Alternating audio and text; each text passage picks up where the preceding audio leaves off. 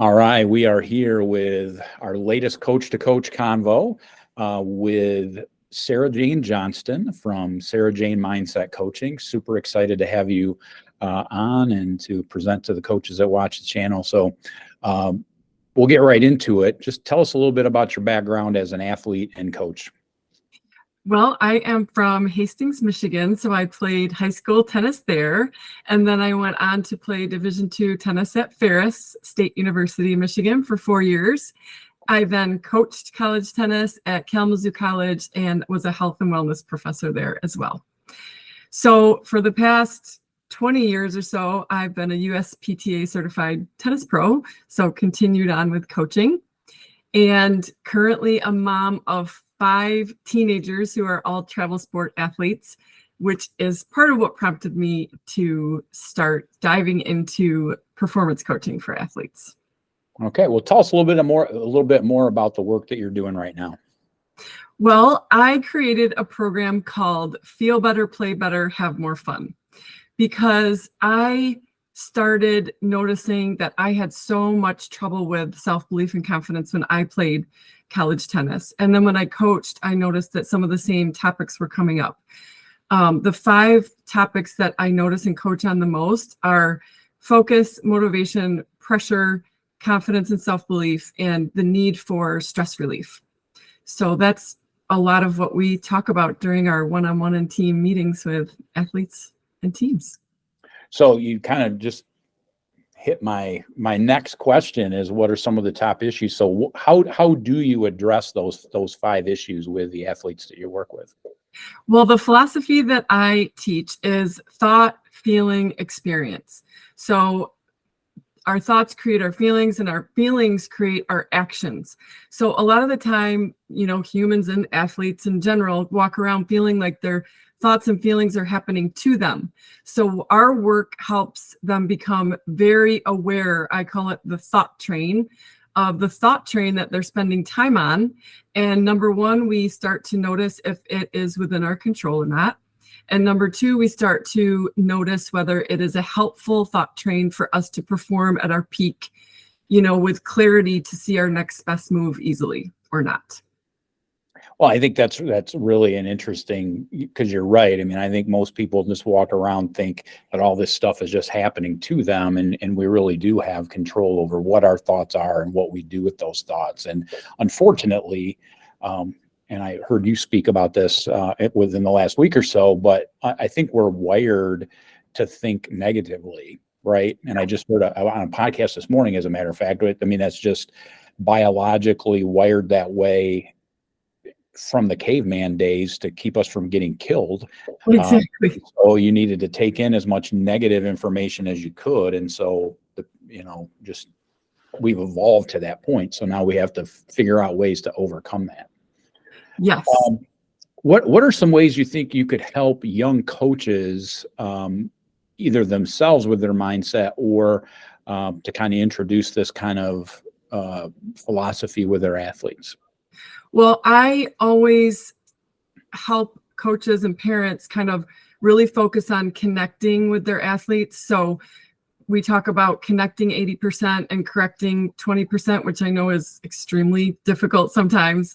But once we kind of dig into what some of the athletes' fears are, they may have feelings of fear of being judged, or fears of failure. And sometimes when we can connect with the athletes on these topics, it helps them to feel more comfortable to talk about it and feel more comfortable to tackle, trying to steer those negative thoughts into what I call performance statements when we do our work together.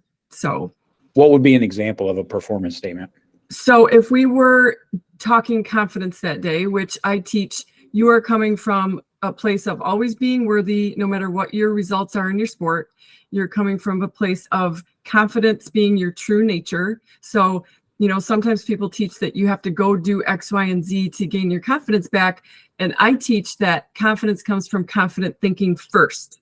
So a confidence performance statement might be something like, trust your training, because trust is a very calming word, and it helps to kind of remind us that I've got these skills. Just because I made one mistake doesn't mean that my confidence is gone and my skills are gone.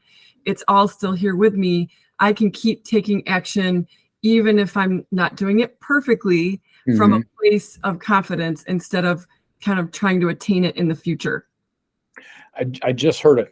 I've become a podcast freak, but I just heard another podcast a week or so ago that talked about the concept of framing and how everything, if you can frame things in a positive way rather than framing it in a negative way. And he used the example of himself as an athlete and how his dad framed things. He might go 0 for 4 in a baseball game. And when he would get in the car, his dad would say, "Hey, I don't know if you heard the other dads, but when you grounded out to short, they were amazed at how fast you got down to first base." And he framed everything from a positive standpoint. And then down the road, the kid, he, as an athlete, started to do that as well and didn't have those, one bad game or one bad at bat turned into multiple. Right. That really helps shift the perspective. And I tell athletes, negative thoughts are always going to pop up, even for professional athletes. But if we don't grab onto them, when we grab onto them, sometimes they rev and stir and they can fill up that clear cloud that helps us to feel like we're not overthinking and that we're just playing. So, they come up and we kind of practice what I call feel, manage, release for post errors. And that really helps give athletes something to land on if they do have an error while they're competing, so that they can kind of acknowledge the mistake, feel it, release it, and then start over with kind of that clear cloud that we want. Give us some idea of the sports that your clients participate in. I have lots and lots and lots of baseball and softball teams.